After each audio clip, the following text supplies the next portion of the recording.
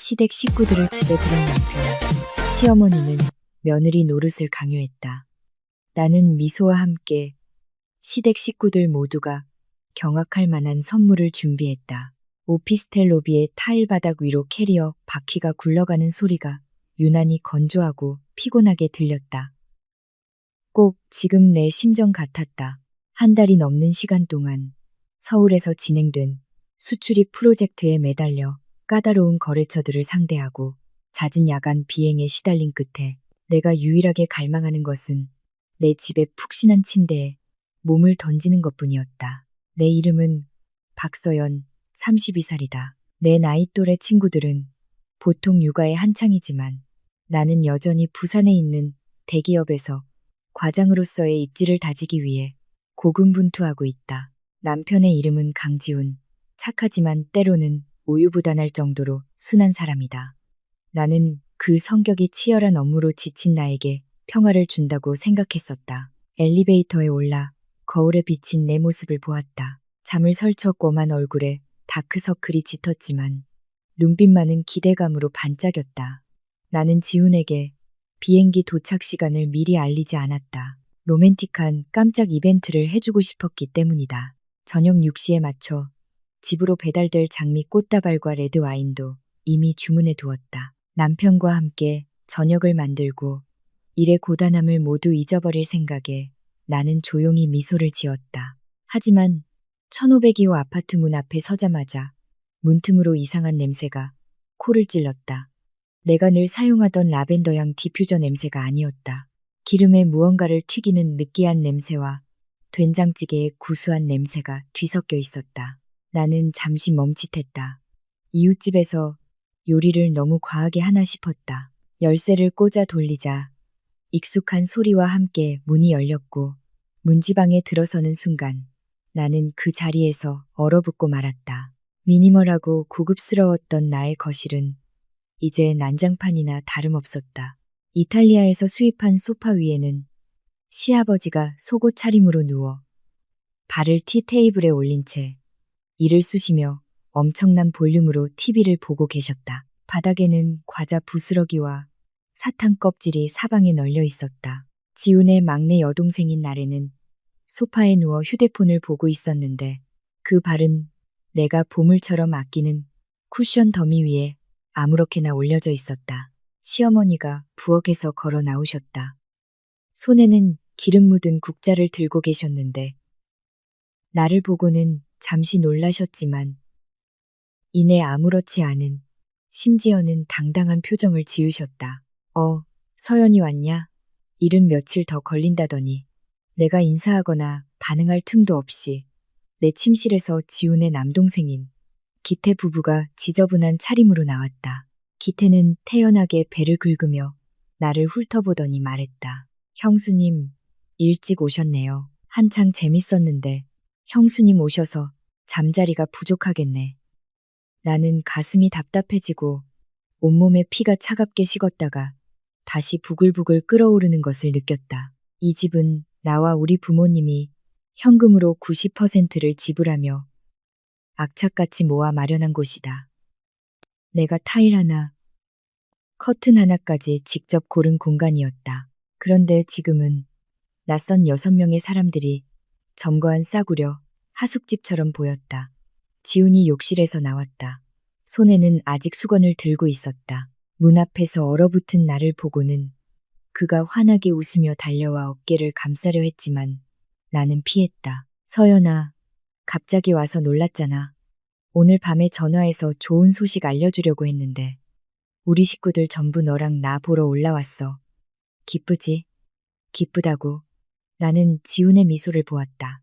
예전에는 착해 보이기만 했던 그 미소가 지금은 왜 이리도 가식적이고 비겁해 보이는 걸까? 그는 나에게 한마디 상의도 없이 문자 한 통 없이 시골의 가족들을 모두 데려왔다. 내가 없는 사이에 내 사적인 삶을 멋대로 침범한 것이다.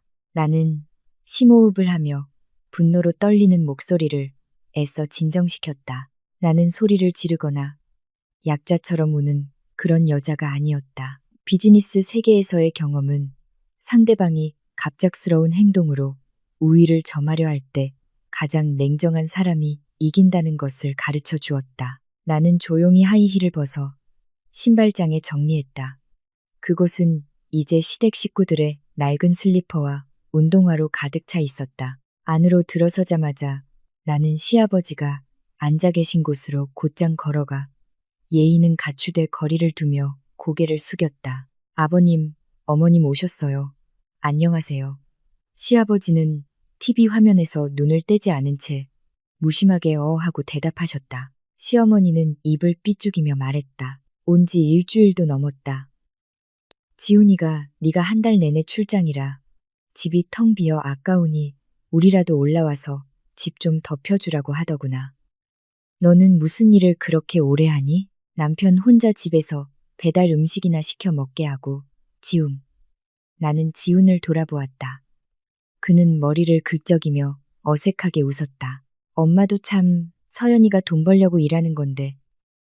서연아, 들어가서 짐 풀고 좀 쉬어. 이따 다 같이 저녁 먹자. 엄마가 시골에서 맛있는 거 많이 가져오셨어. 나는 더 이상 아무 말도 하지 않고 조용히 캐리어를 끌고 안방으로 향했다. 하지만 문을 열고 들어서는 순간 나는 또 한 번 할 말을 잃었다. 우리 부부의 가장 사적인 공간이어야 할 그 방은 싸구려 향수 냄새와 나래 그리고 기태 부부의 가방과 옷가지들로 가득했다.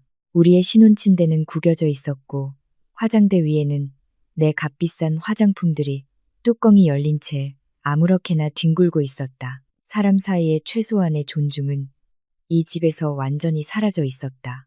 내 안의 분노는 이제 폭발하는 불꽃이 아니라 차가운 빙산으로 변해 있었다.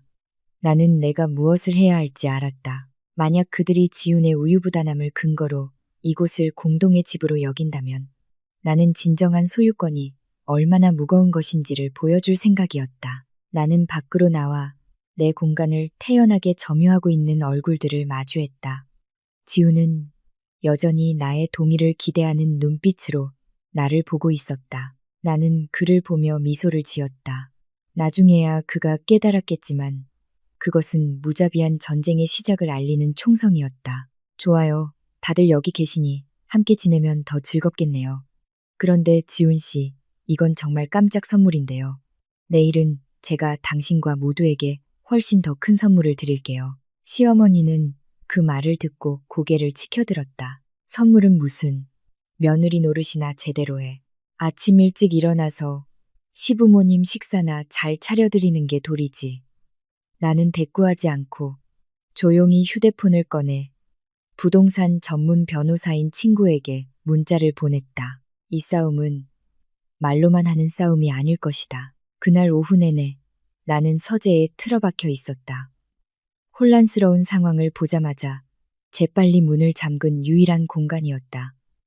두꺼운 나무 문 밖에서는 소음이 끊이지 않았다. 나래가 기태의 아내와 새로 산 옷 때문에 다투는 소리, 시어머니가 지훈에게 쓰레기를 버리라고 큰 소리로 지시하는 소리, 그리고 시아버지가 좋아하는 트로트 프로그램이 TV에서 계속 울려 퍼지는 소리가 들렸다. 이 고급 아파트는 30층에 위치해 한강이 보이는 멋진 전망을 자랑했다. 나는 이곳에 서서 서울의 야경을 볼 때마다 얼마나 자랑스러웠는지 모른다. 하지만 지금 내가 애지중지 가꾸던 장미 화분들이 가득했던 발코니는 시어머니가 기태의 속옷과 마늘, 양파를 널어놓는 공간으로 변해 있었다. 물을 주지 않아 시들어버린 화분들은 더러운 물통과 걸레들에게 자리를 내주었다. 저녁 식사 시간이 되자 지훈이 서재 문을 두드렸다. 서연아, 밥 먹으러 나와. 엄마가 다 차려놓고 너만 기다리고 계셔. 나는 문을 열고 밖으로 나갔다. 원래 4인용이었던 식탁에는 어디서 가져왔는지 모를 플라스틱 의자들이 추가로 놓여 있었다. 식탁 위에는 기름진 음식들이 가득했다. 얇게 썬 삼겹살 수육, 기름이 둥둥 뜬 김치찌개, 그리고 매콤한 깍두기가 놓여 있었다. 기태와 그의 아내는 이미 자리에 앉아 젓가락으로 반찬을 뒤적이고 있었다. 기태가 나를 보고 비꼬는 투로 말했다. 형수님은 서울 사람이라 이런 시골 음식 입에 안 맞으시죠? 그래도 어머니 음식 솜씨가 최고예요. 안 드시면 어머니 삐지실 텐데. 시어머니는 밥을 가득 담은 공기를 내 앞에 세게 내려놓았다. 먹어라. 맨날 일만 하니 얼굴이 그게 뭐니. 그러니 이 집안의 대를 이을 손주는 언제 낳을래. 지훈이가 장남인데 결혼한 지 몇 년이 지나도 소식이 없으니 나는 아무렇지 않게 젓가락을 들어 깍두기 한 조각을 집어 밥그릇에 올려놓았지만 먹지는 않았다. 나는 시어머니를 보며 여전히 예의 바른 말투로 말했다. 어머님, 아이는 하늘이 주시는 거라고 하잖아요. 그리고 저희 둘 다 너무 바쁘기도 하고요. 어머님과 식구들 올라오실 거였으면 지훈 씨한테 미리 알려달라고 할 걸 그랬어요. 그럼 가사도우미라도 불러서 깨끗하게 준비해 놓았을 텐데요. 시어머니는 입을 삐죽이며 나를 흘겨보았다. 준비는 무슨. 여긴 내 아들 집이야. 내가 오고 싶을 때 오는 거지. 그리고 식구가 몇 명이라고. 사람을 써서 돈을 낭비해. 내가 돈을 번다고 해도 아껴 쓸 줄 알아야지. 그렇게 펑펑 쓰다가는 금방 거덜나. 나래가 애교 섞인 목소리로 끼어들었다. 오빠가 그랬어요. 우리 그냥 여기서 지내면서 일 다니라고. 비싼 월세 낼 필요 없다고요. 이 집 넓어서 몇 명 더 살아도 괜찮다고 했죠. 오빠? 지우는 나를 애원하는 눈빛으로 쳐다보며 머뭇거리다 고개를 끄덕였다. 그게 우리 집에 거실도 있고 서연이 서재도 넓으니까 매트리스 하나 놓으면 되잖아. 가족끼리 어려운 때 돕고 사는 거지. 나는 젓가락을 내려놓고 지훈의 눈을 똑바로 쳐다보았다. 그는 내 시선을 피했다. 진실은 명백했다. 지훈은 단지 가족들을 잠시 머물게 한 것이 아니었다. 그는 내 자산을 이 무질서한 대가족의 영원한 쉼터로 만들 작정이었다. 식사 중에 기태는 태연하게 시골에서의 빚과 사업 실패, 그리고 서울에서 인생 역전을 하고 싶다는 희망에 대해 이야기했다. 그의 아내는 복도에 걸려있는 내 명품 가방이 예쁘다며 안 입는 옷이 있으면 자기에게 달라고 계속해서 말했다. 그들의 뻔뻔함은 나를 역겹게 했다. 작년에 부모님과 함께 이 집을 보러 왔을 때가 생각났다. 아버지는 내 손을 잡고 말씀하셨다. 딸아, 이건 내 재산이고 우리 가족 모두의 땀과 눈물이야. 내 몸 하나 누일 곳으로 소중히 지켜야 한다. 지훈과 결혼할 때 나는 사랑과 믿음으로 그의 이름을 등기부등본에 함께 올리는 것을 망설이지 않았다. 나는 그가 그것을 소중히 여길 것이라 생각했다.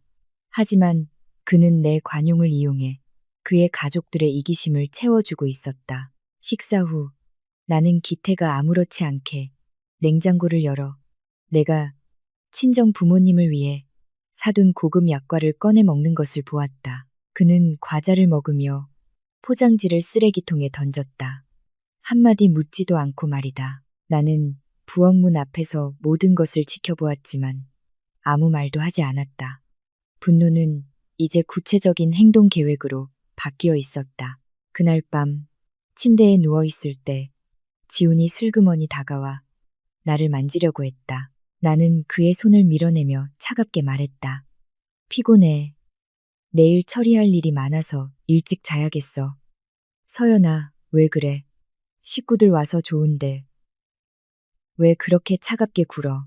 좀 좁긴 하겠지만 며칠 지나면 익숙해질 거야. 부모님도 연세가 많으시잖아. 효도하고 싶어. 효도는 당신이 하는 거지. 내 인내심을 담보로 하는 게 아니야.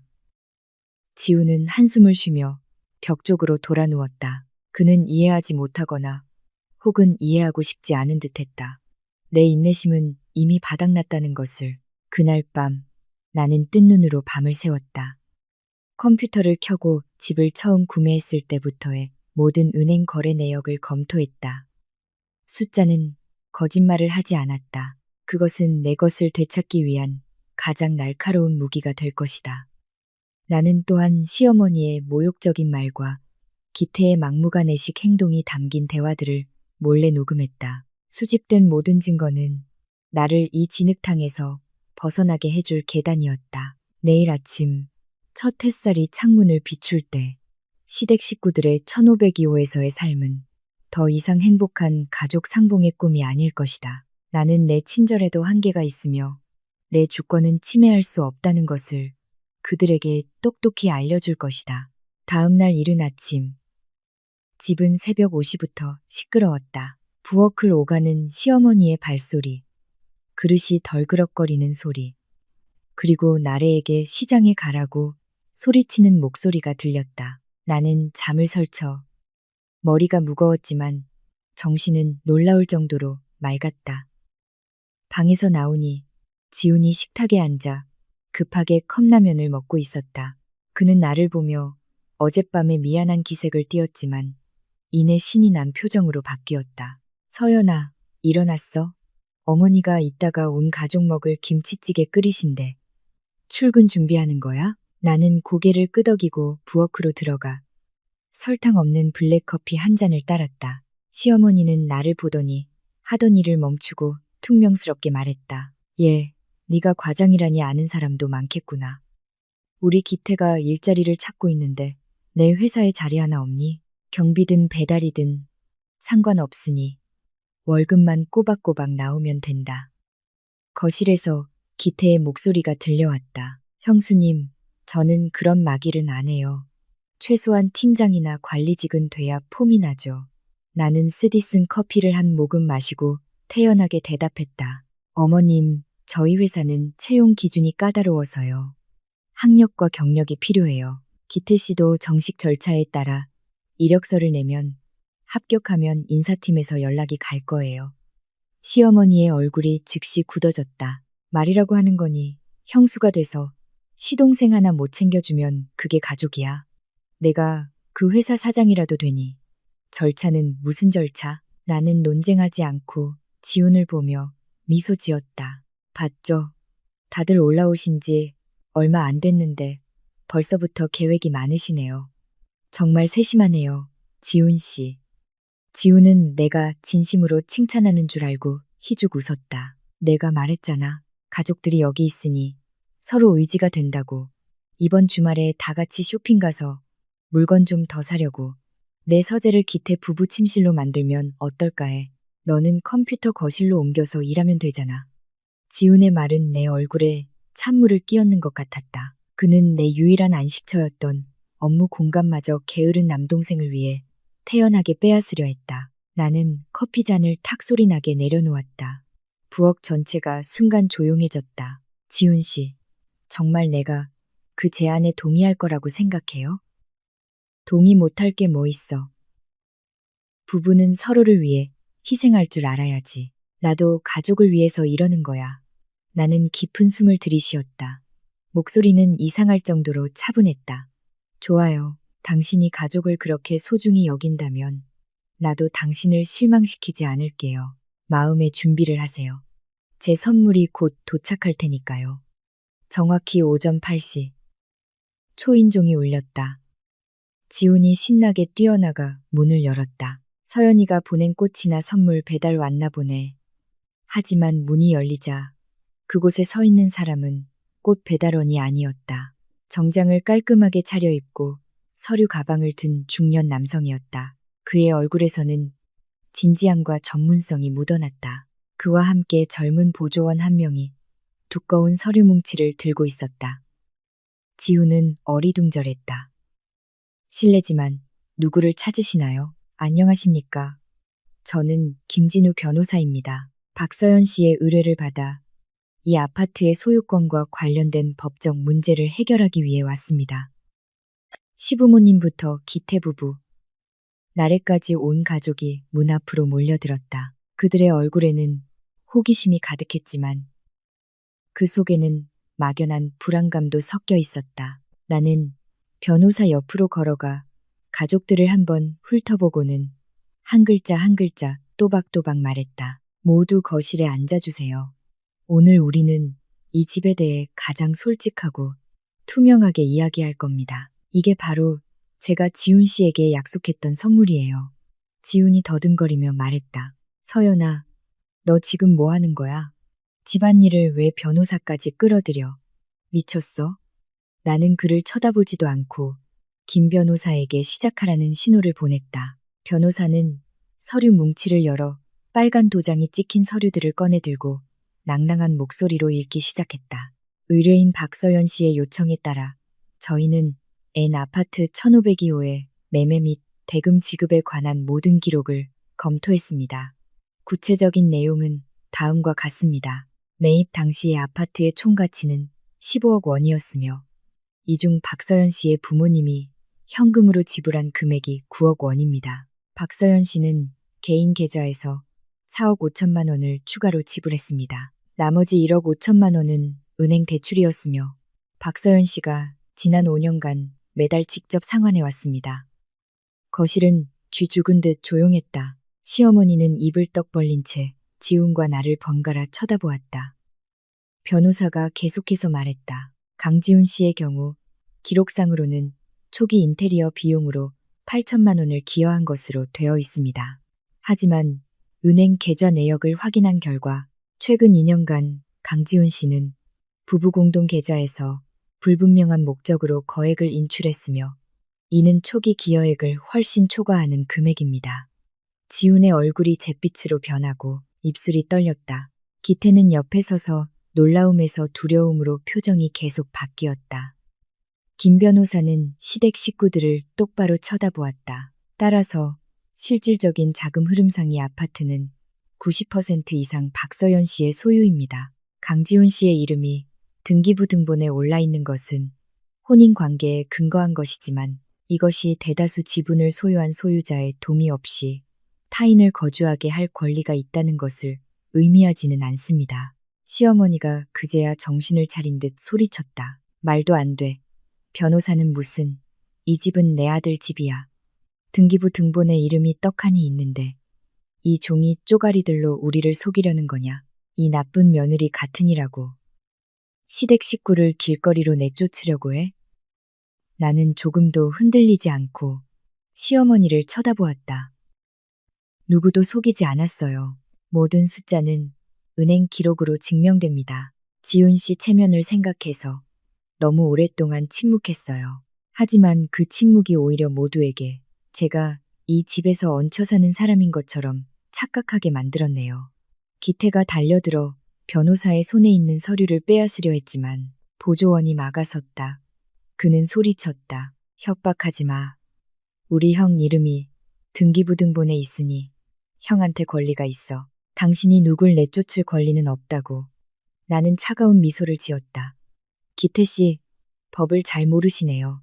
괜찮아요. 잠시 후에 당신 형이 매달 당신에게 꼬박꼬박 보내준 1,000만 원에 대해 이야기할 테니 그때도 당신이 여기서 이렇게 소리칠 자격이 있는지 한번 봅시다. 내 말은 마치 폭탄처럼 터져 나왔다. 기태는 그 자리에 굳어버렸고 얼굴에서 핏기가 가셨다. 지우는 의자에 주저앉아 두 손으로 머리를 감쌌다. 방 안의 공기는 이제 끊어질 듯 팽팽했다. 그리고 나는 이 끔찍한 진실이 끝의 시작에 불과하다는 것을 알았다. 1,000만 원에 대한 내 폭탄 선언 이후 거실은 소름 끼치는 침묵에 휩싸였다. 천장에서 들려오는 에어컨 소리만이 유난히 크게 들렸다.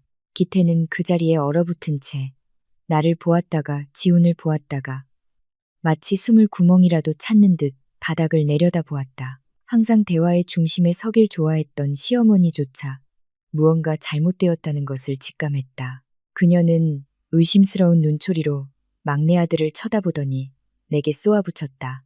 서연아, 그게 무슨 소리냐? 무슨 돈 얘기를 하는 거야?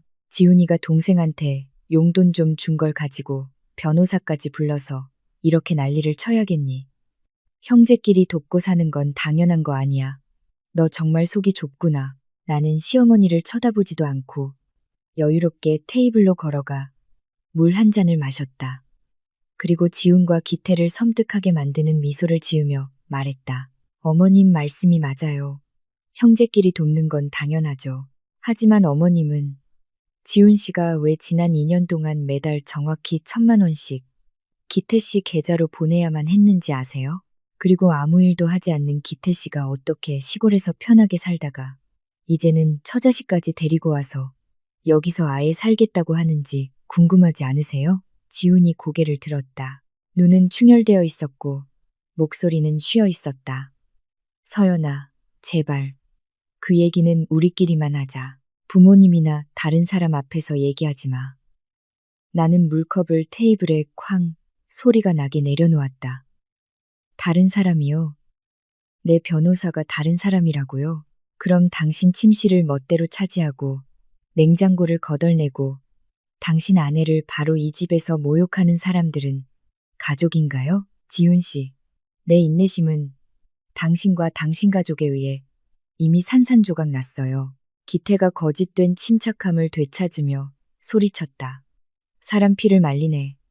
형이 나한테 돈 주는 건 형 마음이지 당신이 무슨 상관이야. 변호사 몇 명 데려왔다고 내가 무서워할 줄 알아? 똑똑히 말해두는데 이 집 등기부등본에 우리 형 이름이 있어. 난 여기서 계속 살 거야. 어쩔 건데? 나는 칼날처럼 날카로운 눈빛으로 기태를 쏘아보았다. 마음대로 해요. 하지만 기억해도 모든 은행 거래에는 기록과 흔적이 남아. 그리고 내가 당신들에게 줄 선물은 이 집 소유권 서류 몇 장으로 끝나지 않을 거라는 것도 알아도 계속 그렇게 나와봐. 내가 뭘 할 수 있는지 보여줄 테니. 시어머니는 아들이 밀리는 것을 보자 나를 향해 다시 욕설을 퍼부으려 했지만 갑자기 시아버지가 입을 열었다. 그는 집에서 가장 말이 없는 분으로 지금까지 조용히 상황을 지켜보고만 있었다. 그가 헛기침을 하자 분위기가 가라앉았다. 다들 그만해. 서연아, 똑바로 얘기해봐라. 이게 어떻게 된 일이냐. 나는 유일하게 존중심이 남아있던 시아버지를 보았다. 아버님과 어머님을 곤란하게 만들고 싶지 않아요. 하지만 이 집은 저와 저희 부모님의 피와 땀이 담긴 곳이에요. 제 목소리를 낼 수 없는 난민 수용소처럼 변하는 걸 더는 지켜볼 수 없었어요. 그리고 기태 씨와 지훈 씨에 관해서는 돈 문제보다 더 어두운 일들이 부모님 몰래 벌어지고 있었어요. 나는 말을 마치고 김 변호사를 향해 가볍게 고개를 끄덕였다. 변호사님, 오늘 와주셔서 감사합니다. 다음 단계는 전화로 상의드리겠습니다. 김 변호사는 서류를 정리하고 정중하게 인사한 뒤 떠났다. 방 안에는 혼란스러운 생각에 잠긴 7명만 남았다. 나는 시계를 보았다. 정확히 오전 8시 30분이었다. 이제 출근해야겠네요. 다들 집에서 잘 생각해 보세요. 다시 한번 말씀드리지만 변호사를 통해 현재 상황을 모두 기록해 두었습니다. 이 집에 있는 물건 중 하나라도 손상되거나 없어지면 법적으로 정확하게 책임을 묻겠습니다. 나는 등을 돌려 방으로 들어가 가방을 챙겨 들고 당당하게 문을 나섰다. 지훈의 얼굴에 역력한 당혹감은 돌아보지도 않았다. 오늘 밤 돌아왔을 때 이 집의 분위기는 더욱 끔찍해질 것을 알았지만 그것이 바로 내가 원하는 것이었다. 나는 그들이 두려움을 느끼고 내가 그들의 마음대로 조종할 수 있는 꼭두각시가 아니라는 것을 깨닫기를 바랐다. 나는 보고서를 마무리하기 위해 일부러 늦게까지 회사에 남아 있었다. 하지만 사실은 거실 구석에 몰래 설치해둔 CCTV 앱을 통해 시댁의 움직임을 살피기 위해서였다. 휴대폰 화면을 통해 나는 시어머니가 저녁을 차리면서 욕을 퍼붓는 것을 보았다. 그녀는 나를 돈만 아는 인간 말종이라고 불렀다. 그리고는 지훈에게 아내에게 꼼짝 못하는 한심한 놈이라고 소리쳤다. 기태는 아침의 당당함은 온데간데 없이 구석에 앉아 긴장된 표정으로 누군가에게 계속 문자를 보내고 있었다. 기태의 아내는 문제의 심각성을 아직 깨닫지 못한 듯 태연하게 TV 장식장 서랍을 뒤지고 있었다. 저녁 8시 나는 집에 들어섰다. 풍경은 여전했지만 음식 냄새는 더욱 역하고 불쾌했다. 시어머니는 나를 보고도 인사조차 하지 않았다. 그녀는 식탁 한가운데 앉아 짜디짠 생선조림 접시를 손가락으로 가리켰다. 왔냐? 와서 밥이나 먹어. 이 집이 아직 내 마음대로 할 수 있는 곳인 줄 알아. 내가 내 시아버지랑 다 얘기했다. 이 집을 네가 더 많이 냈다고 해도 지훈이 이름이 버젓이 있는데 우린 절대 안 나가. 능력 있으면 경찰 불러서 우리를 잡아 가보시지. 나는 조용히 가방을 내려놓고 플라스틱 의자를 끌어다 그녀의 맞은편에 앉았다. 밥은 먹지 않고 식탁을 한번 훑어본 뒤 말했다. 어머님, 이렇게 짜게 드시면 아버님 혈압에 좋지 않아요. 그리고 말씀드렸듯이 저는 경찰이 아니라 변호사를 불렀어요. 변호사는 훨씬 더 신사적으로 일 처리를 하죠. 기태가 갑자기 끼어들었다. 목소리는 도전적이었지만 귀는 약간 붉어져 있었다. 형수님, 사람 겁주지 마세요. 이 집 차지하려고 우리를 겁줘서 내쫓으려는 속셈인 거 다 알아요. 당신이 뭔데? 당신은 그냥 며느리일 뿐이야. 이 집의 결정권은 남자에게 있다고. 지훈이 형, 뭐라도 말 좀 해봐. 지훈이 애원하는 눈빛으로 나를 쳐다보며 떨리는 목소리로 말했다. 서연아, 제발 그만하면 안 될까? 그냥 다 같이 잘 지내고 싶었을 뿐이야. 기태도 잘못한 거 알고 있어. 내일부터 일자리 알아볼 거야. 너한테 더는 폐 안 끼칠게. 나는 실소를 터뜨렸다. 잘못을 안다고요? 기태 씨가 무슨 잘못을 아는데요? 당신에게 매달 1,000만 원씩 뜯어간 잘못?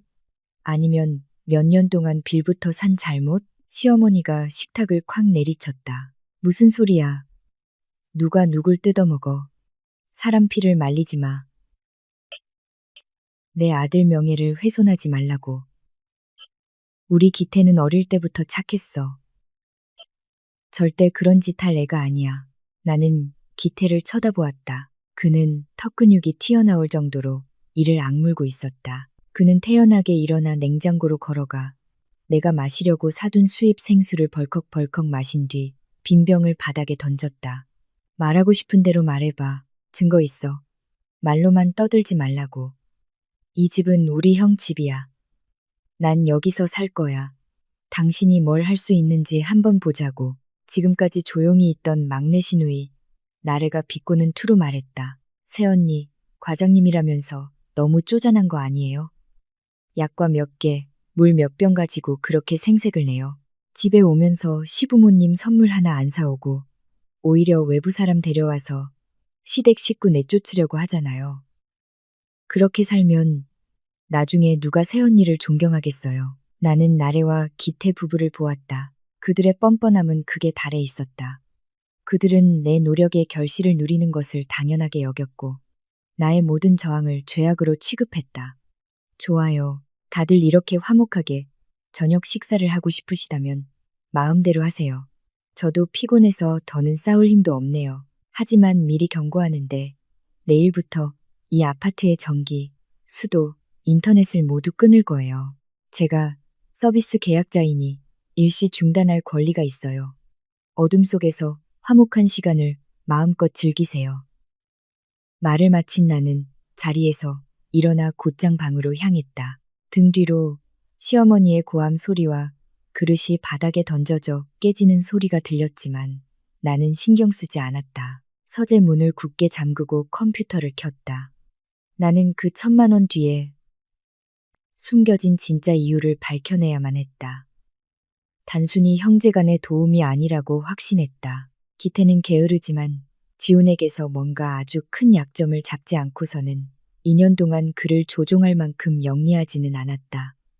다음 날 아침 나는 약속대로 행동했다. 출근하기 전 스마트폰 앱을 이용해 아파트의 전기와 수도 시스템을 모두 잠갔다. 이것이 큰 파장을 일으킬 것을 알았지만 질서를 바로잡기 위해서는 어쩔 수 없었다. 이 집은 내 집이고 주인을 존중하지 않는 자는 누구도 이 집을 누릴 자격이 없었다. 회사에 도착한 지 1시간 만에 휴대폰이 쉴 새 없이 울렸다. 지훈, 시어머니, 그리고 나래의 번호였다. 나는 받지 않았다. 점심때쯤 지훈이 땀을 뻘뻘 흘리며 헝클어진 모습으로 내 사무실로 뛰어왔다.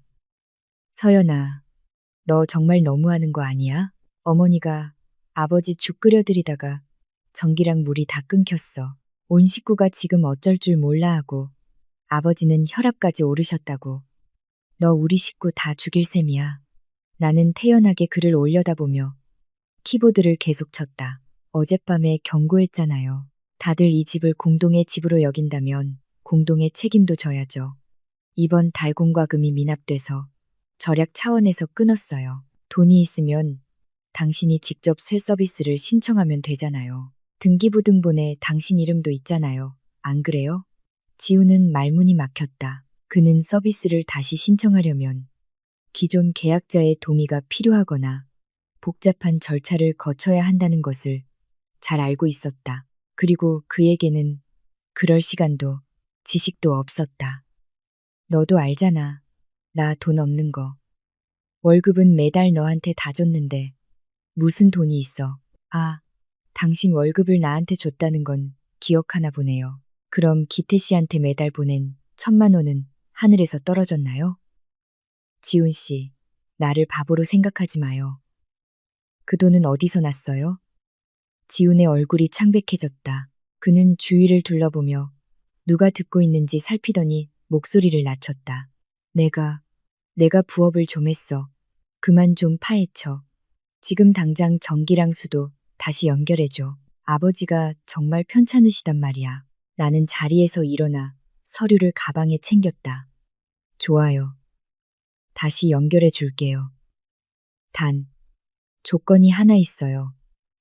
당신 가족들 전부 내 침실과 서재에서 당장 짐 빼세요. 앞으로 7일 동안 그들이 머물 수 있는 곳은 거실뿐이에요. 7일 후에도 나가지 않으면 더 강력한 조치를 취할 거예요. 지우는 마치 처음 보는 사람처럼 낯선 눈빛으로 나를 쳐다보았다. 그는 예전의 순종적인 아내가 이렇게 돌변했다는 것을 믿을 수 없는 듯 했다. 서연아, 너 정말 잔인하다. 그들은 내 가족이란 말이야. 당신 가족이지. 내 채권자는 아니에요.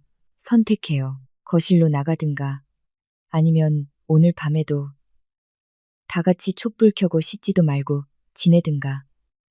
지우는 분한 듯 돌아갔다. 나는 그가 굴복할 것을 알았다. 그는 원래부터 골치 아픈 일을 싫어하는 사람이었으니까.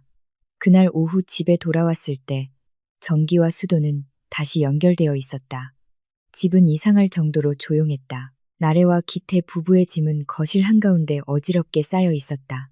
시어머니는 바닥에 주저앉아 옷을 개키며 계속해서 무언가 중얼거리며 욕을 했다. 그녀는 내가 돌아온 것을 보고는 길게 흥소리를 냈다.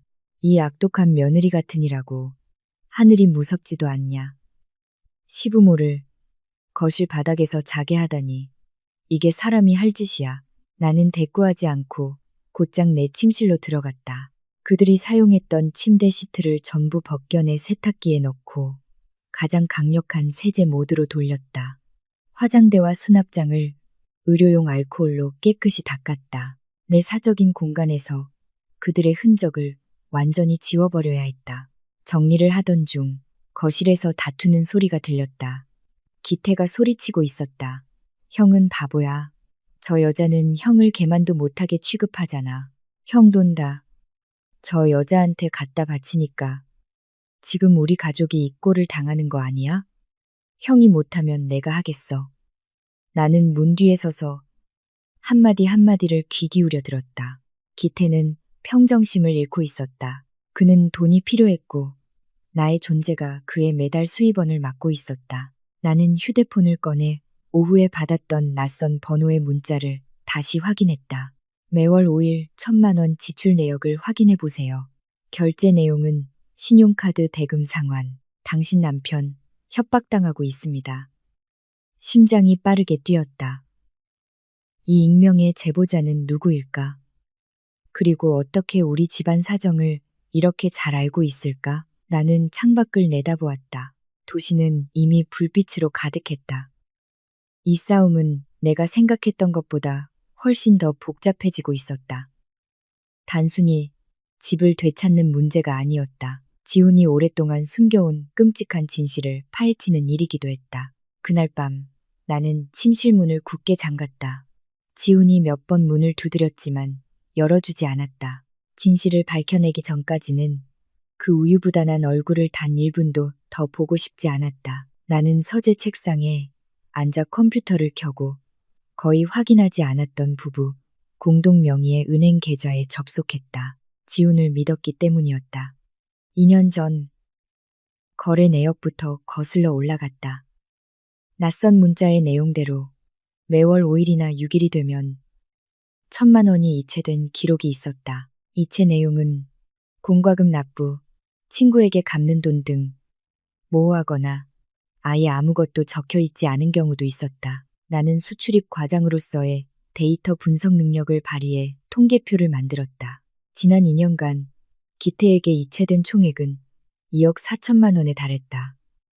하지만 그게 전부가 아니었다. 내가 전혀 알지 못했던 지훈의 신용카드에서 거액의 현금 서비스가 인출된 내역도 있었다. 총 손실액은 6억 원이 넘었다. 6억 원은 결코 적은 돈이 아니었다. 지훈과 같은 기술직 직원의 월급으로는 정당한 이유 없이 그렇게 큰 돈을 쓰거나 줄 수 없었다. 나는 지훈이 서재 컴퓨터에 무심코 저장해둔 그의 예전 이메일들을 뒤지기 시작했다. 빚, 회사, 회계와 관련된 키워드를 검색했다. 그리고 임시 보관함에서 기태라는 이름으로 보내려던 이메일 초안을 발견하고는 온몸이 굳었다. 이메일 내용은 나를 떨게 만들었다. 기태야, 형 좀 그만 괴롭혀. 아버지 일은 이미 해결했어. 그 돈은 내가 어떻게든 회사에 다시 채워 넣을게. 우선 2천만 원 받고 형수님이랑 부모님한테는 아무 말도 하지 마. 드디어 모든 것이 밝혀졌다. 지훈은 2년 전 시아버지의 심장 수술비를 마련하기 위해 회사 공금을 횡령했던 것이다. 그때 나는 해외 출장 중이었다. 지훈은 자신의 비상금으로 해결했다고 말했고 나는 조금의 의심도 없이 그를 믿었다. 하지만 그의 파렴치한 동생 기태가 형의 범죄 증거를 손에 넣고 그것을 빌미로 몇 년 동안 형을 협박해 돈을 뜯어냈던 것이다. 진실은 내 뺨을 세차게 후려치는 것 같았다. 나는 지훈의 어리석고 부정직함에 분노했고 동시에 아버지의 고통을 이용해 친형의 피를 빨아먹는 기태에게 역겨움을 느꼈다. 그리고 시댁 식구들 모두 그들은 안부를 묻기 위해 온 것이 아니라 지훈이라는, 아니 정확히는 나의 피와 땀이라는 금광에 계속해서 빌붙기 위해 온 것이었다. 나는 컴퓨터를 끄고 발코니로 나갔다. 한강에서 불어오는 밤바람은 차가웠지만 내 마음만큼 차갑지는 않았다. 문틈으로 거실을 내려다보니 6명의 사람들이 바닥과 소파에 아무렇게나 누워 자고 있었다. 그들은 초라해 보였지만 동시에 무서웠다. 나는 내가 무엇을 해야 할지 알았다. 지훈이 계속 협박당하게 내버려 둘 수는 없었다. 그것은 내 가족의 돈이고 미래 내 아이들의 돈이었기 때문이다. 하지만 기태가 그렇게 활개치게 둘 수도 없었다. 나는 이 문제를 완전히 끝내고 이 기생충 같은 무리를 내 인생에서 합법적이고 철저하게 몰아낼 계획이 필요했다. 내일 아침 나는 일찍 출근하지 않을 것이다. 나의 훌륭한 남편과 제대로 된 대화를 나눠야 했다. 오전 7시 나는 깔끔한 오피스룩 차림으로 거실에 나섰다.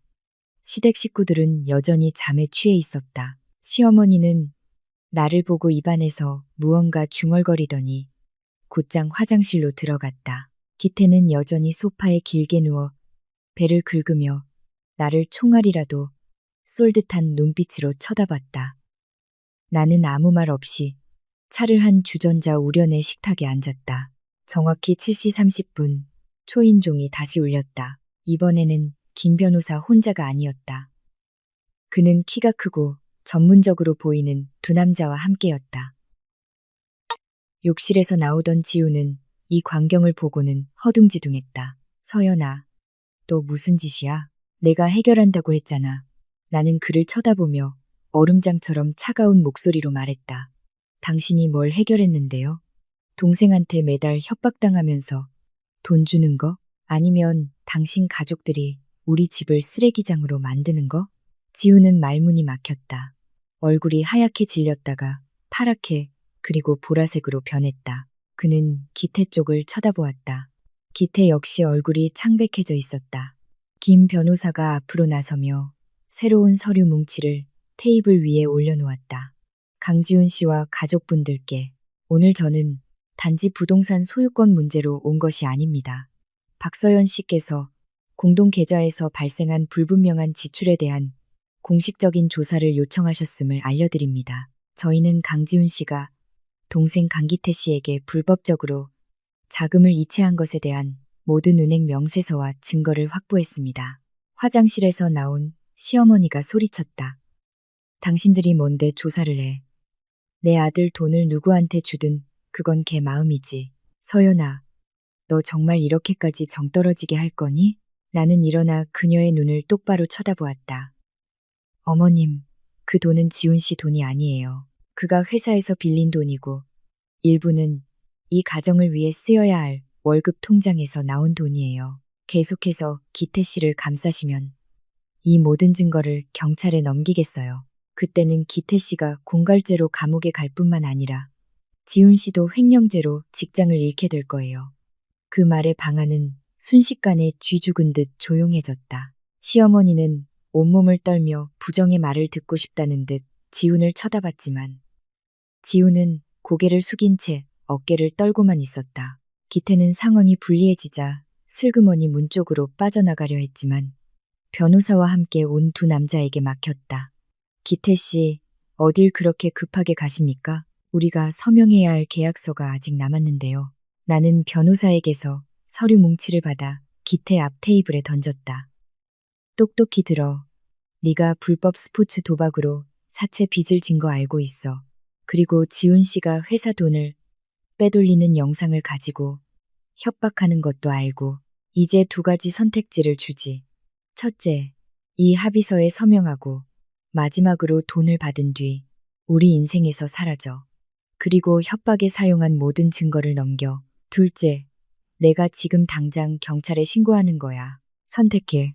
기태는 합의서를 쳐다보고 나를 쳐다보고 그리고 자기 어머니를 쳐다봤다. 그는 자신이 덫에 걸렸다는 것을 알았다. 지훈의 침묵은 내가 한 모든 말이 사실이라는 가장 확실한 증거였다. 끔찍한 진실이 이 고급 아파트 거실 한복판에서 모두 드러났다. 더 이상의 가족 상봉은 없었다. 오직 기만과 탐욕, 그리고 굴욕만이 남았다. 나는 이 사람들을 보며 가련하면서도 증오스러웠다. 그리고 지금이 바로 내 인생을 되찾기 위해 가장 단호하게 행동해야 할 때라는 것을 알았다. 거실의 공기는 긴장감으로 빽빽했다. 김 변호사는 서류 가방에서 빨간 도장이 찍힌 문서를 여유롭게 꺼냈다. 그는 안경을 고쳤으며 나래와 기태, 아내의 남은 수군거림을 끊어버리는 권위 있는 목소리로 말했다. 가족 여러분께 소유권 및 자금 흐름에 대한 증빙 서류를 확인한 결과 박서연 씨는 이 아파트의 절대적인 지배적 소유주입니다. 강지훈 씨가 박서연 씨의 동의 없이 가족을 거주하게 한 행위는 사생활 및 재산권 침해입니다. 그러나 가족 간의 정을 고려하여 박서연 씨는 매우 인도적인 해결 방안을 제시하셨습니다.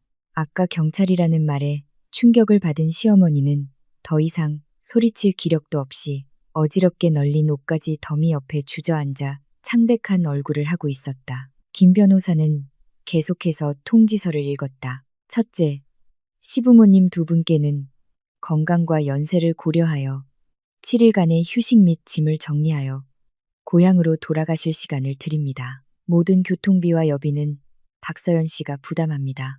둘째, 강기태 씨 부부와 강나래 씨는 오늘로부터 정확히 14일 후에 이곳에서의 거주가 종료됩니다. 이 기간 이후에도 자발적으로 이주하지 않을 경우 저희는 법률에 따라 보안 요원 및 관계 당국의 개입을 요청할 수밖에 없습니다. 기태가 벌떡 일어섰다. 그의 눈에는 핏발이 서 있었다. 그는 내 얼굴에 손가락질하며 분노로 쉰 목소리로 외쳤다. 진짜 우리를 길거리로 내쫓을 셈이야? 지훈이 형, 봤어?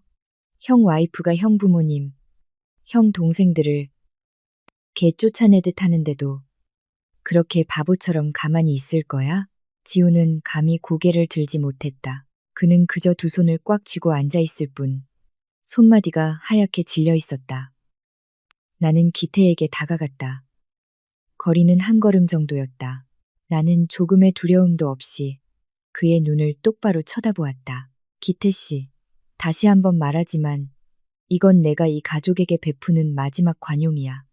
14일은 당신처럼 건강한 사람이 저렴한 월세방을 구하기에 충분한 시간이야.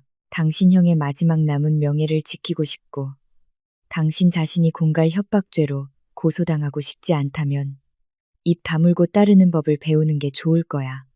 지금까지 명품 가방을 꼭 껴안고 있던 기태의 아내가 갑자기 신랄한 목소리로 끼어들었다. 형수님, 정말 대단하시네요.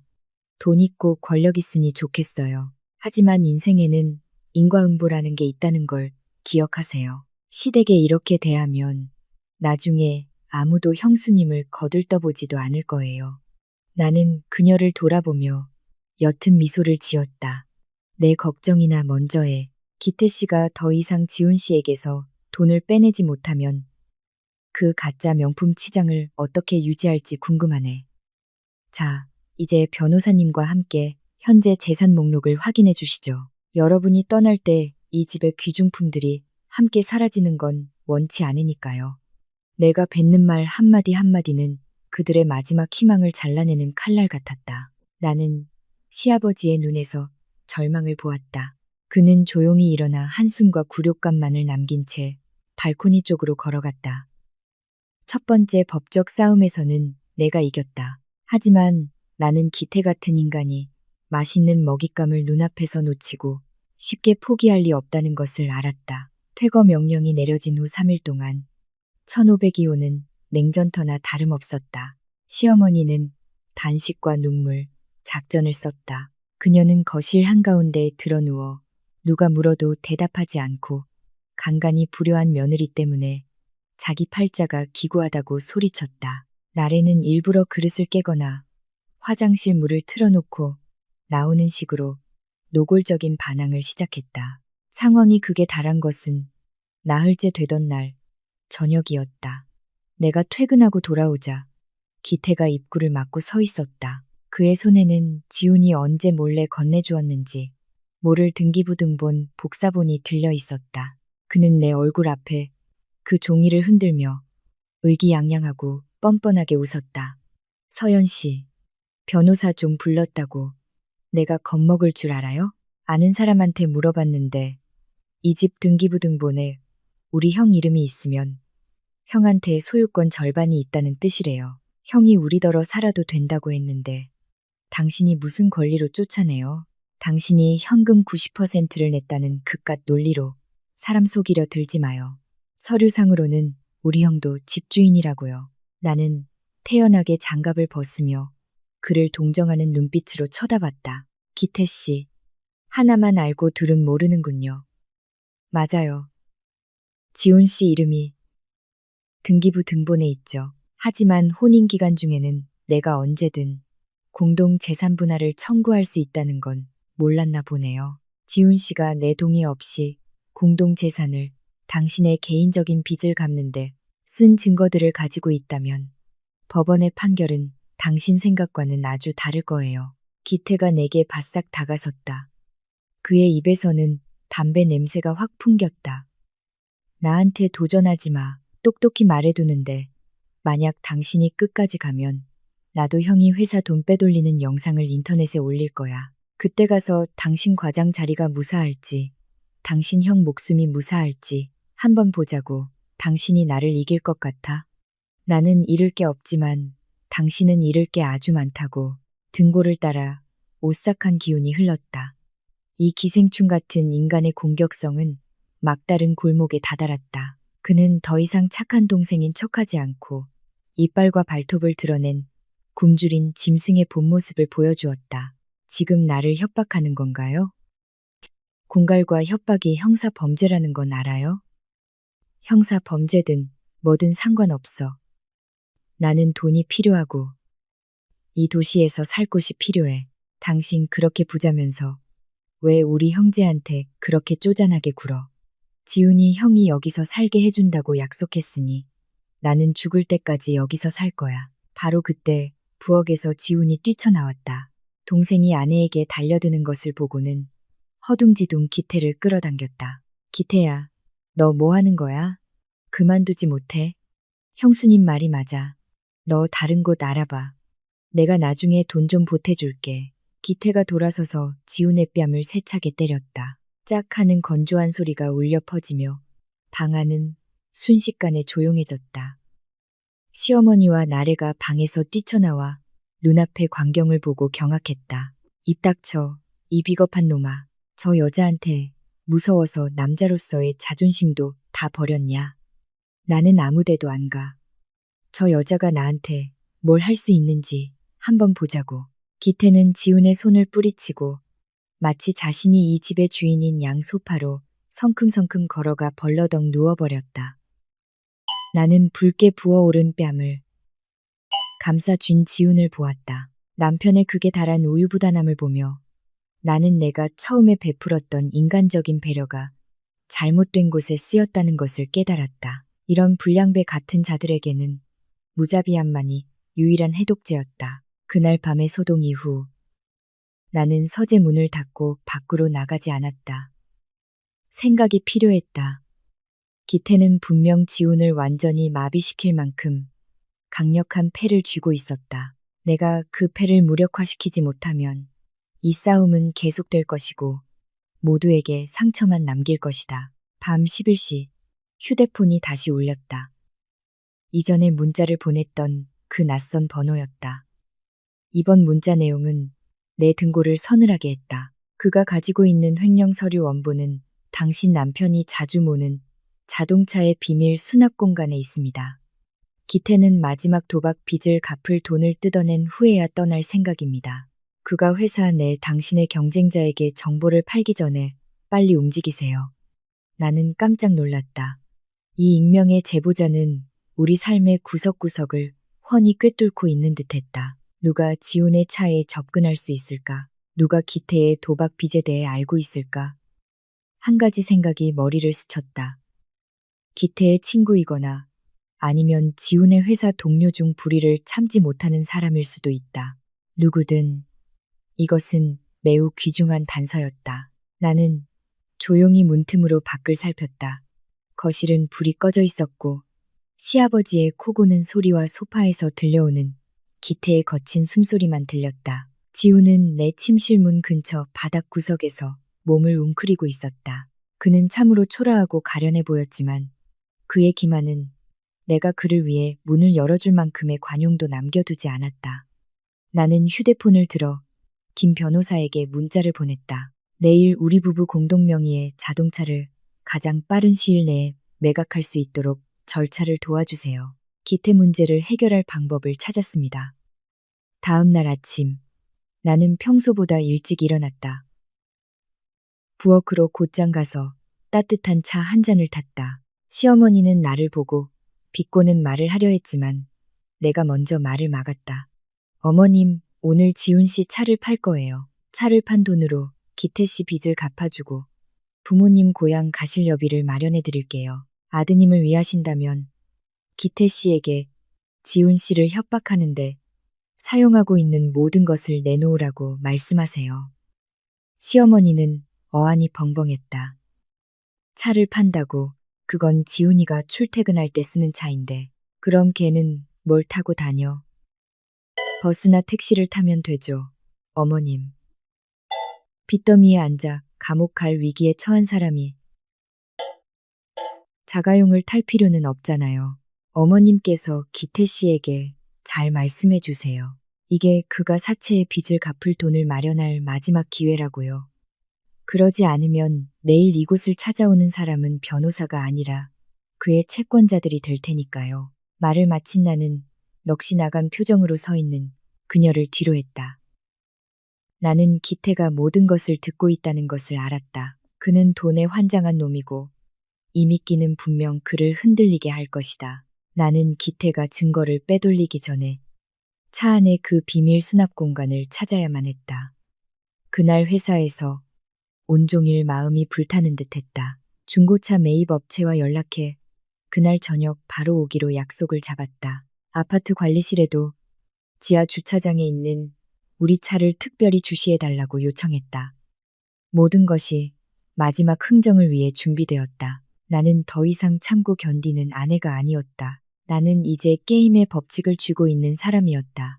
익명의 제보자가 제공한 정보에 대한 확신을 얻기 위해 나는 지훈 자신으로부터 확실한 증거를 얻어야 했다. 그날 점심, 나는 중요한 서류를 집에 두고 왔다는 핑계로 집으로 돌아갔다. 그때 시댁 식구들은 모두 외곽에 있는 친척의 제사에 가고 없었고 아프다고 핑계를 댄 지훈만이 집에 남아 있었다. 지훈은 거실 바닥에서 깊은 잠에 빠져 있었고 손에는 휴대폰을 꼭 쥔 채였다. 아마도 양쪽에서 받는 압박감에 완전히 지쳐버린 듯했다. 나는 조심스럽게 다가갔다. 심장이 쿵쾅거렸다. 남편에게 이런 은밀한 짓을 하게 될 줄은 꿈에도 몰랐다. 나는 그가 깊이 잠든 틈을 타 그의 지문으로 휴대폰 잠금을 해제했다. 곧바로 은행 앱에 들어갔다. 숫자는 내가 예상했던 대로였다. 하지만 나를 더 충격에 빠뜨린 것은 삭제된 메시지함에 남아있는 대화 내용이었다. 기태는 계속해서 지훈의 서명이 담긴 회계 서류 사진을 보내며 협박하고 있었다. 이번 달 하루라도 늦으면 이거 서연 씨랑 내 부장한테 보낸다. 나는 재빨리 내 휴대폰으로 그 메시지들을 모두 촬영했다. 그리고 통화 기록을 확인해 보니 지훈이 회계팀장이라고 저장된 번호와 자주 통화한 것을 발견했다. 지훈은 단 한 번만 돈을 빼돌린 것이 아니었다. 그는 그 구멍을 메우기 위해 사방에서 돈을 빌리려 했지만 역부족이었던 것이다. 갑자기 지훈이 몸을 뒤척였다. 나는 깜짝 놀라 휴대폰을 떨어뜨릴 뻔했다. 그가 눈을 뜨고는 어리둥절하고 두려움에 찬 표정으로 나를 보았다. 서연아, 언제 왔어? 왜 내 휴대폰을 들고 있어? 나는 일어나 그에게 휴대폰을 돌려주었다. 목소리는 무서울 정도로 평온했다. 서류 가지러 왔어요. 그리고 방금 당신 동생이 당신을 협박한 모든 증거를 저장하는 것도 도와줬네요. 지훈 씨, 대체 왜 나한테 한마디도 없이 이런 수렁에 빠진 거예요? 그에게 계속 돈을 주면 해결될 거라고 생각했어요? 지훈이 벌떡 일어나 앉았다. 얼굴이 새하얗게 질려 있었다. 그는 머리를 감싸 쥐며 목 메인 소리로 말했다. 미안해. 내가 잘못했어. 나는 그냥 아버지를 돕고 싶었어. 그리고 바로 회사에 돈을 갚으려고 부업을 할 생각이었어. 그런데 기태가 그걸 알고는 내 가방에 있던 서류를 다 가져갔어. 그놈이 협박하는데 너무 무서웠어. 네가 나를 무시할까봐, 내가 나를 떠날까봐 두려웠어. 당신의 그 숨기는 행동이야말로 내가 당신을 무시하게 만드는 이유예요. 보세요. 당신의 우유부단함 때문에 당신 가족이 이 집을 망가뜨리고 있잖아요. 기태 씨가 사채 빚을 진 건 알아요? 그는 당신이 아무것도 남지 않을 때까지 피를 빨아먹을 거예요. 나는 그에게 차가운 시선을 던지고 서재로 들어갔다. 증거는 충분했다. 이제 내가 해야 할 일은 자동차에 숨겨진 서류 원본을 손에 넣는 것이었다. 그것만 있으면 나는 완전히 우위에 서게 될 것이다. 나는 이 결혼 생활에서 내 경력에 너무 몰두한 나머지 남편의 어두운 면을 돌보지 못했다는 것을 깨달았다. 하지만 그렇다고 해서 그가 우리 가족의 안위를 도박에 걸 권리가 있다는 의미는 아니었다. 나는 이번 한 번만 그를 구해주기로 했다. 사랑이 뜨겁게 남아있어서가 아니라 내 인생이 기태 같은 파렴치한 자들에게 더럽혀지는 것을 원치 않았기 때문이다. 늦은 오후, 노을이 고층 빌딩 뒤로 사라질 무렵 나는 긴급하게 요청했던 은행의 추가 거래 명세서를 받았다. 서류 뭉치를 손에 들고 나는 사무실 의자에 주저앉았다. 숫자는 내가 자체적으로 통계낸 것보다 훨씬 더 명확하고 끔찍했다. 지훈이 지난 2년 동안 기태와 정체불명의 계좌들로 이체한 총액은 2억 5천만 원이 아니라 거의 6억 원에 달했다. 내가 프로젝트 보너스를 받거나 우리 부모님이 생활비로 돈을 보내주신 직후에 큰 금액이 이체된 내역도 있었다. 지훈은 내 서명을 위조하여 공동 적금 계좌에서 현금을 인출하기까지 했다. 하지만 가장 끔찍한 사실은 몇몇 불법 도박 사이트의 채무 상환 거래 내역에 있었다. 기태뿐만 아니라 지훈 역시 동생의 꼬드김에 넘어가 도박의 템에 빠져 있었던 것이다. 그는 아버지를 위한다는 명목으로 회사 공금을 횡령했을 뿐만 아니라 그 돈을 그 파렴치한 동생과 함께 검은 돈판에 쏟아부었던 것이다. 구역질이 났다. 이 진실은 내 상상을 초월할 정도로 역겨웠다. 내가 순하고 조금 우유부단하다고만 생각했던 남편은 사실은 상습적인 거짓말쟁이였다. 그는 자신의 범법 행위와 악습을 숨기기 위해 감동적인 효자, 연극을 벌였던 것이다. 거실에서 다시 시끄러운 소리가 들려왔다. 시댁 식구들이 제사를 마치고 돌아온 것이었다. 기태의 호탕한 웃음소리가 들렸다. 시어머니가 부자 며느리를 둔 덕에 사람들이 자신을 부러워했다며 자랑하는 소리도 들렸다. 그들은 이 모든 것이 곧 끝날 것이라는 사실을 전혀 모른 채 여전히 이 호화로운 생활을 태평하게 즐기고 있었다. 나는 거래 명세서 뭉치를 들고 방문을 열고 나갔다.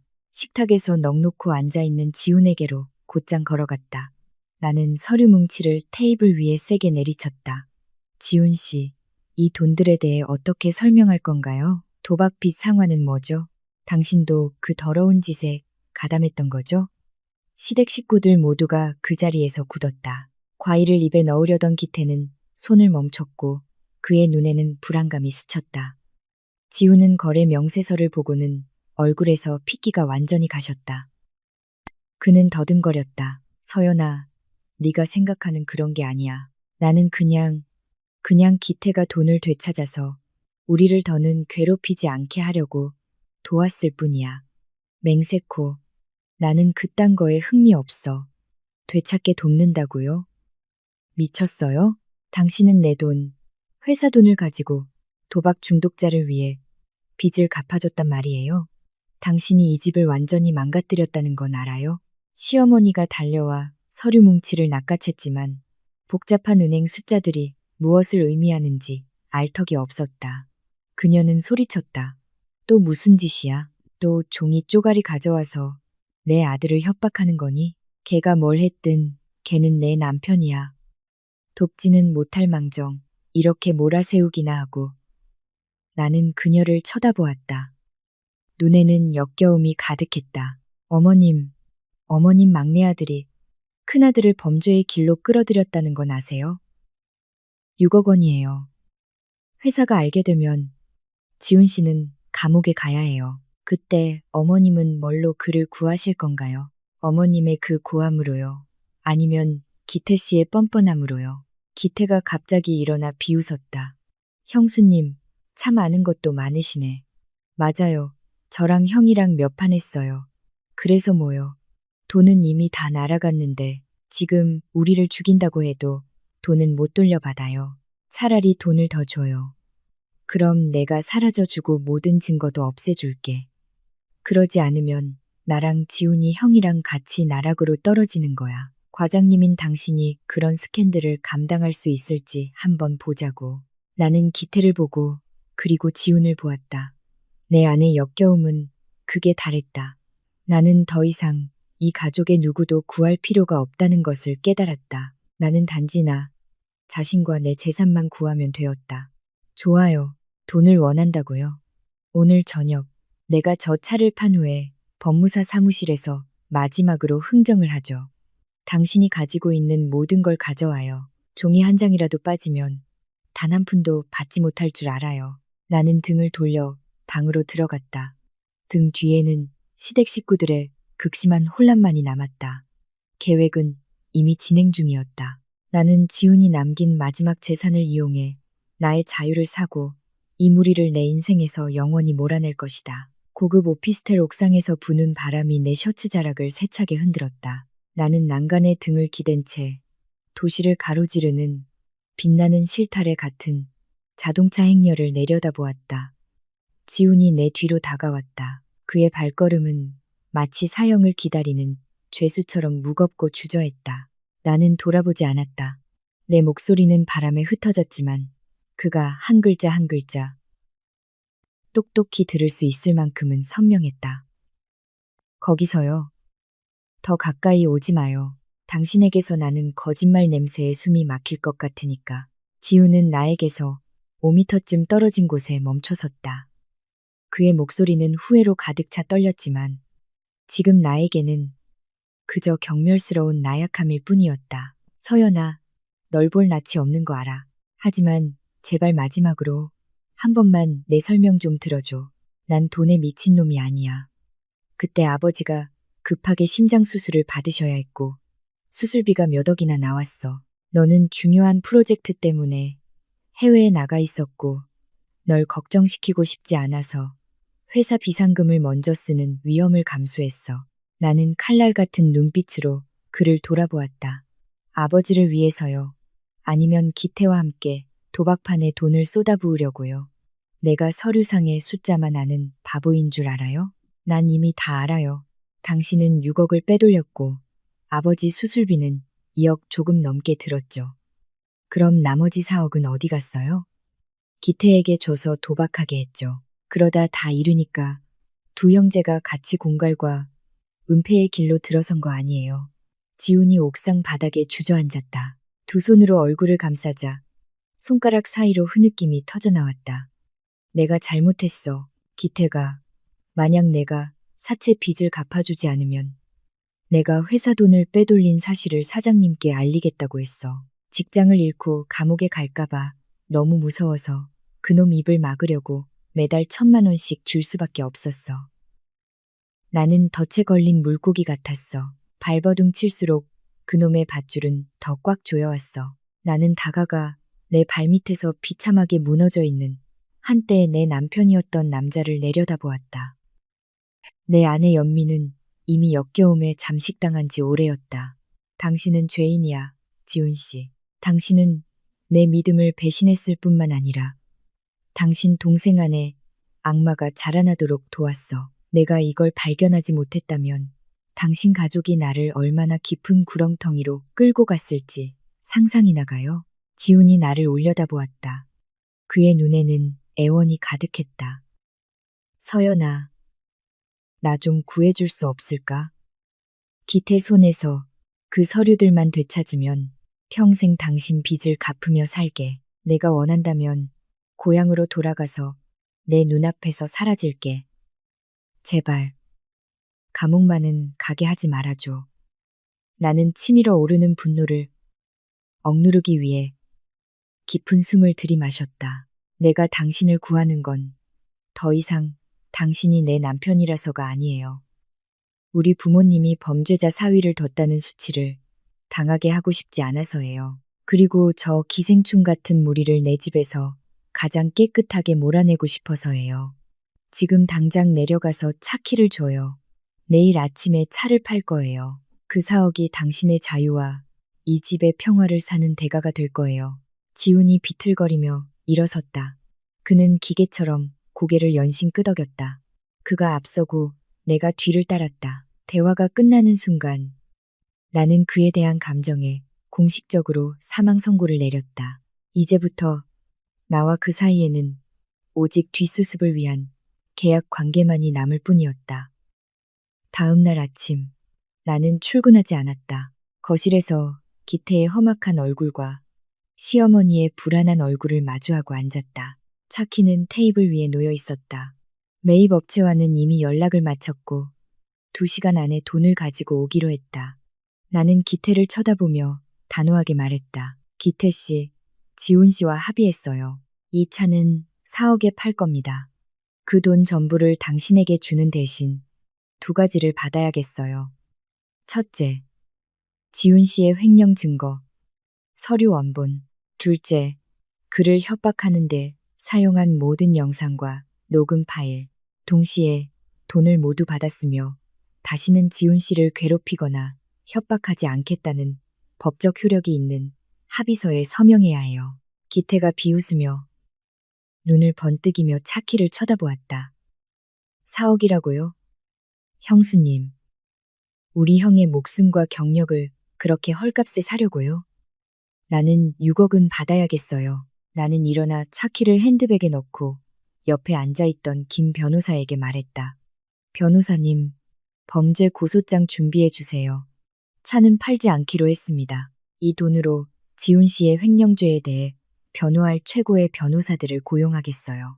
동시에 강기태를 공갈 및 재산 강탈 혐의로 고소하겠습니다. 지난 2년간 매달 1,000만 원씩 뜯어간 걸로 계산하면 기태 씨는 최소 10년은 징역을 살게 될 거예요. 기태의 얼굴이 굳었다. 그는 내가 이렇게 빨리 판을 뒤집을 줄은 몰랐던 것이다. 그는 도움을 바라는 눈빛으로 어머니를 쳐다봤지만 시어머니 역시 떨고 있었다. 그녀는 내가 더 이상 농담을 하는 게 아니라는 것을 깨달았다. 아, 알았어요, 알았어. 형수님, 화 좀 푸세요. 4억이면 4억. 나도 우리 형 잘 되라고 그런 거예요. 돈 줘요. 그럼 서류 드릴게. 나는 차갑게 말을 끊었다. 여기서 돈을 줄 일은 없어요. 우리는 법무사 사무실로 갈 겁니다. 변호사와 법무사의 입회하에 당신은 서류를 넘기고 서명하고 돈을 받을 거예요. 나는 당신의 어떤 말도 믿지 않아요. 나는 지훈을 쳐다보았다.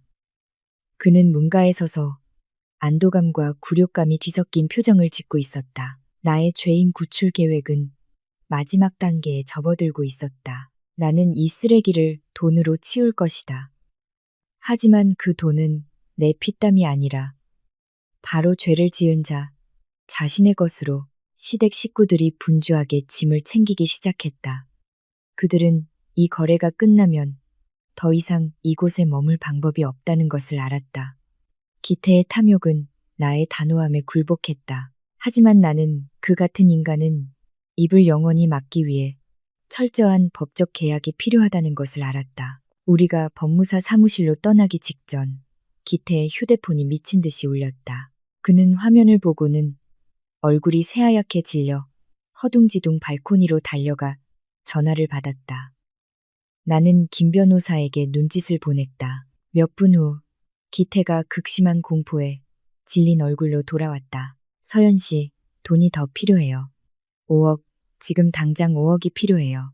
그놈들이 지금 오피스텔 로비에 와 있어요. 오늘 당장 도박 빚을 갚지 않으면 그놈들이 나를 가만두지 않을 거예요. 나는 비웃으며 익명의 제보자에게서 받은 문자를 기태에게 보여주었다. 어젯밤 축구 도박에서 진 빚 때문에 찾아온 사채업자들 말하는 거죠. 내가 모를 줄 알았어요? 당신의 마지막 히든카드가 새로운 빚더미였다니. 똑똑히 들어요. 나는 약속한 대로 정확히 4억만 줄 거예요. 동의하지 않으면 당신 혼자 로비로 내려가서 그들과 마주해요. 그들이 당신 목숨을 가져가든 아니면 당신이 쥐고 있는 그 쓰레기 같은 서류 뭉치를 가져가든 알아서 하라고. 기태는 온몸을 떨며 내 앞에 무릎을 꿇고 애원했다. 형수님, 제발요. 이번 한 번만 더 살려주세요. 약속할게요. 당장 여기서 떠나서 다시는 돌아오지 않을게요. 형수님처럼 부자한테 1억은 아무것도 아니잖아요. 시어머니도 달려와 내 다리를 붙잡고 울부짖었다. 서연아, 내가 빌게 우리 기태 좀 살려줘. 내 남편 동생인데 사람들이 걔를 때려 죽이게 내버려 둘 거야? 나는 그녀의 손을 뿌리치며 단호하게 말했다. 어머님 막내 아들을 똑바로 보세요. 형을 협박하고 그 돈을 도박에 쏟아붓고 이제는 그 어리석음의 대가를 며느리더러 치르라고요.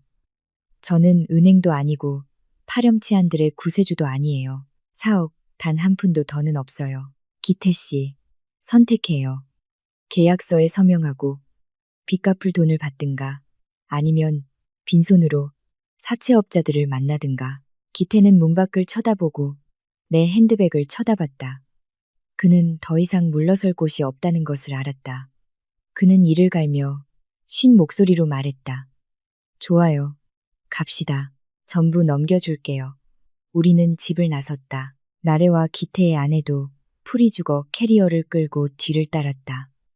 1502호는 마침내 본래의 고요함을 되찾기 시작했다. 나는 이 비참한 무리를 이끌고 모든 문제의 종착지로 향했다. 나는 기태의 도박 빚이라는 카드가 모든 것을 예상보다 빨리 끝낼 열쇠라는 것을 알았다. 핏빛 빚에 막다른 길로 몰린 자는 더 이상 흥정할 정신이 없을 테니까. 법무사 사무실의 차갑고 엄숙한 분위기는 시어머니를 완전히 무너뜨렸다. 그녀는 대기 의자에 몸을 웅크리고 앉아 항상 자랑스러워했던 막내 아들이 떨리는 손으로 법적 합의서에 서명하는 것을 지켜보았다.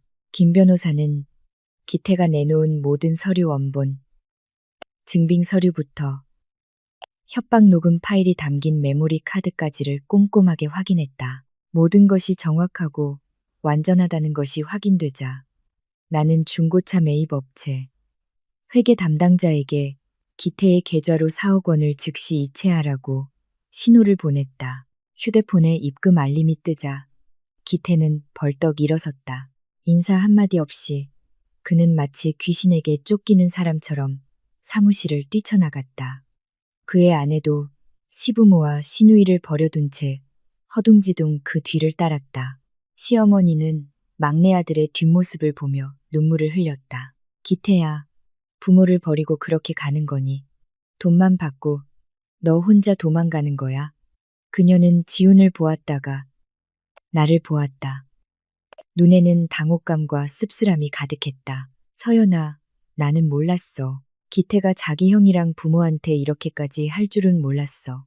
그동안 계속 나를 속였어. 사업에 실패해서 지훈이가 도와줘야 한다고 해서 나는 내가 나쁜 사람인 줄 알았어. 내가 인색해서 기태 편만 들었는데 내가 틀렸어. 정말 내가 틀렸어. 나는 그녀를 보며 아무런 희열도 느끼지 못했다. 그저 끝없는 슬픔만이 밀려왔다. 그녀의 붕괴는 잘못된 교육과 맹목적인 편애가 낳은 필연적인 결과였다. 어머님, 제가 여러 번 말씀드렸지만 어머님은 믿지 않으셨어요. 어머님은 오직 기태 씨의 달콤한 말만 믿으셨죠. 이제 보세요. 돈이 생기자마자 그가 가장 먼저 버린 사람은 바로 부모님이에요. 지훈 씨는 어머님과 아버님 때문에 빚을 지고 범법자가 되었어요. 그런데 어머님은 기태 씨 편에 서서 그리고 저를 괴롭혔어요. 지금까지 침묵하던 시아버지가 다가와 시어머니를 부축했다. 그의 목소리는 쉬었지만 단호했다. 여보, 그만해. 이만큼 망신당했으면 됐어. 고향으로 돌아갑시다. 우리는 더 이상 이 도시에 얼굴을 들고 다닐 수 없어. 지훈아, 너도 정신 차려라. 서연이가 이번에 너를 구해준 건 우리 집안의 큰 복이야. 다시는 실망시키지 마라. 나래는 옆에서 고개를 푹 숙이고 있었다. 예전에 도도하고 비꼬던 모습은 온데간데 없었다. 그녀는 조용히 부모님의 캐리어를 끌었다. 시댁 식구들은 그날 저녁 마지막 고향 가는 버스를 타기 위해 동서울 터미널을 향해 쓸쓸히 법무사 사무실을 나섰다. 서울의 화려한 고급 오피스텔은 이제 그들에게 굴욕적인 악몽으로만 남았다. 기태와의 거래는 끝났지만 나에게는 아직 이곳에서 해야 할 일이 남아 있었다. 나는 지훈에게 나와 변호사 맞은편에 앉으라고 했다. 그리고 또 다른 계약서를 꺼냈다. 어젯밤 내가 신중하게 준비한 계약서였다. 지훈 씨, 이것은 혼인 기간 중 재산 분할 및 재정 관리에 관한 합의서예요. 이에 따라 1502호의 모든 소유권은 제 단독 명의로 이전됩니다. 당신은 거주할 권리는 있지만 더 이상 등기부등본에 이름이 오르지 않을 거예요. 이것이 당신이 공동계좌에서 빼돌려 나에게 손해를 입힌 6억 원에 대한 대가예요. 지훈은 서류를 보며 떨리는 손으로 펜을 잡았다. 그는 조금의 망설임이나 반항도 없었다. 그는 나의 개입이 없었다면 지금쯤 회사에 고소당하거나 기태에게 평생을 뜯겼을 것이라는 사실을 잘 알고 있었다. 서명할게. 네가 원하는 대로 해. 나는 내 것 어떤 것에도 이름을 올릴 자격이 없어. 김 변호사가 지훈의 서명을 확인하고 도장을 찍어 법적 절차를 마무리했다. 나는 계약서를 손에 들고 거대한 짐을 내려놓은 듯한 해방감을 느꼈다. 나의 자유, 나의 재산은 이제 법적으로 보호받게 되었다. 한 가지 더 있어요. 이제부터 당신의 모든 은행 카드와 계좌 비밀번호는 내가 관리할 거예요. 매달 정해진 생활비만 지급할 거고요. 당신은 처음부터 다시 시작해서 월급으로 그 6억 원의 빚을 나에게 갚아나가야 해요. 동의하나요? 지훈이 고개를 끄덕였다. 그의 목소리는 아주 작았다. 동의해. 지금 당장 이혼하지 않아줘서 고마워. 나는 그를 보며 미래에 대한 어떤 약속도 하지 않았다. 내가 그를 구한 것이 용서했다는 의미는 아니었다. 한번 깨진 신뢰는 원래대로 붙이기 어렵다. 나는 그의 후회가 진심인지 아니면 일시적인 두려움인지 지켜볼 시간이 필요했다. 오늘 법무사 사무실에서의 거래는 단지 돈이나 집에 관한 것이 아니었다. 그것은 우리 관계의 새로운 규칙에 관한 것이었다. 이 순간부터 나는 더 이상 그의 뒤에 서 있는 아내가 아니었다. 나는 내 인생의 운전대를 잡은 사람이었다. 나와 지우는 해가 저물었을 때 아파트로 돌아왔다. 집은 텅 비어 있었고 시댁 식구들이 떠나기 전에 남긴 쓰레기 더미만이 남아 있었다. 지난 며칠간의 기름 냄새, 담배 연기, 그리고 답답함이 여전히 공기 중에 떠도는 듯했다. 나는 모든 창문을 활짝 열어 강바람이 들어오게 하여 그 음산한 기운을 몰아냈다. 지우는 조용히 빗자루와 걸레를 들고 거실 청소를 시작했다. 그는 한마디 불평 없이 꼼꼼하고 조용하게 일했다. 동생이 남긴 과자, 껍질과 담배꽁초를 하나하나 줍는 그의 구부정한 등을 보니 나약한 한 인간의 삶이 서글펐다. 그의 가족은 떠났지만 그들이 남긴 대가는 내가 그토록 공들여 쌓아 올린 가정의 붕괴였다. 부엌에 들어가니 싱크대에 더러운 그릇들이 그대로 쌓여 있었다. 내가 손을 대려고 하자 지훈이 재빨리 와서 막았다. 내가 할게. 너는 들어가서 쉬어. 며칠 동안 너무 힘들었잖아. 나는 손을 놓고 안방으로 들어갔다. 침대는 이미 내가 새하얀 침구로 바꿔놓았다. 나는 침대에 쓰러지듯 누워 지쳐버린 몸을 느꼈다. 휴대폰을 보니 낯선 번호로부터 마지막 문자가 와 있었다. 평화를 되찾으신 것을 축하합니다. 저는 예전에 강지훈 씨 밑에서 일했던 사람으로 모든 것을 지켜봤습니다. 당신처럼 좋은 사람이 속는 것을 보고 싶지 않았습니다. 이제 더는 연락할 필요가 없겠지요. 나는 미소를 지으며 짧은 감사의 답장을 보내고 대화 내용을 삭제했다. 이 세상에는 여전히 좋은 사람들 혹은 적어도 공정한 사람들이 있었다. 시댁 식구들의 굴욕적인 퇴장은 탐욕과 이기심에 대한 비싼 교훈이었다. 그들은 이 집의 주인처럼 들어왔다가 죄인처럼 떠나갔다. 밖의 서울은 여전히 활기찼지만 이 아파트 안에서는 질서가 다시 세워졌다. 나는 다시는 누구도 이 공간을 침범하게 내버려 두지 않을 것이다. 내일은 인테리어 업체를 불러 벽지를 새로 바르고 커튼을 교체하고 새로운 화분 몇 개를 들여놓을 것이다. 나는 지난 14일간의 폭풍 같았던 기억을 완전히 지워버리고 싶었다. 시댁 식구들이 떠난 지 일주일이 지났다. 이제 1500이 내가 원했던 대로 깨끗하고 향기로워졌다. 발코니의 장미 화분들은 시들었던 날들을 뒤로하고 다시 새싹을 틔우기 시작했다. 지우는 여전히 꼬박꼬박 출근했고 저녁에는 조용히 집을 청소하고 요리를 했다. 그는 이제 아무리 사소한 일이라도 멋대로 결정하지 못했다. 오늘 아침은 주말이었다. 나는 식탁에 앉아 커피를 마시며 개인 재정 명세서를 다시 보고 있었다. 지훈이 다가와 내 앞에 봉투 하나를 내려놓았다. 서연아, 이거 이번 달 내 월급 전부야. 네가 정해준 대로 교통비랑 점심값은 뺐어. 빚 갚는데 보태. 나는 봉투를 확인하지 않고 바로 서랍에 넣었다. 알았어요. 앉아요. 이 집의 새로운 생활 규칙에 대해 이야기할 필요가 있으니까요. 지훈이 내 맞은편에 공손하게 앉았다.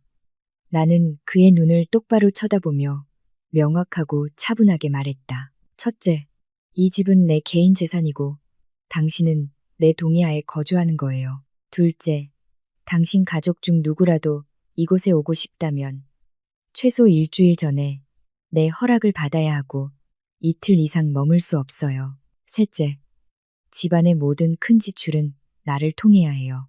이 중 하나라도 어기면 나는 더 이상의 논의 없이 즉시 이혼 소송을 제기할 거예요. 지훈이 연신 고개를 끄덕였다. 알겠어. 전적으로 동의해. 다시는 그런 일이 없도록 할게. 그리고 고향에 계신 부모님과 기태 씨 문제. 부모님께 매달 용돈 보내는 걸 막지는 않겠어요. 하지만 그 돈은 당신 생활비에서 나가야지. 공동 생활비에서 나갈 수는 없어요. 그리고 기태 씨, 만약 그가 또 돈을 요구하며 찾아온다면 법적으로 당신 혼자 해결하세요. 나는 다시는 그를 구하기 위해 단 한 푼도 쓰지 않을 거예요. 기억할게. 이미 그놈이랑은 연락 끊었어. 나는 일어나 발코니로 나가 도시를 바라보았다. 이 결혼이 앞으로 어떻게 될지는 알 수 없었다. 하지만 적어도 지금 나는 내 인생의 주인이었다. 나는 더 이상 일만 하고 맹목적으로 믿는 여자가 아니었다. 나는 이성과 법으로 나 자신을 지키는 법을 배웠다. 집은 다시 고요해졌고 강바람이 시원하게 불어왔다. 나는 깊은 숨을 들이마셨다. 마음이 한결 가벼워졌다. 새로운 게임의 법칙은 세워졌고 그곳에서 저울을 쥔 사람은 나였다. 내 인생은 이제부터 오직 나만이 결정할 것이다. 어떤 반항이나 거짓말도 더 이상 이 공간에 발붙일 수 없을 것이다. 나는 장미 꽃잎에 내려앉은 찬란한 황금빛 햇살을 보며 미소 지었다. 새로운 시작이었다.